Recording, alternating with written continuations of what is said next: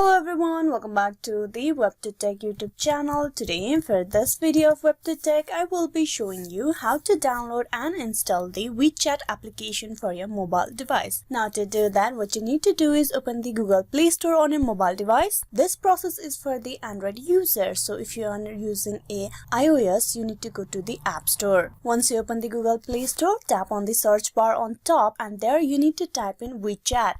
Once you typed in, you tap on search on the search icon. Tap that.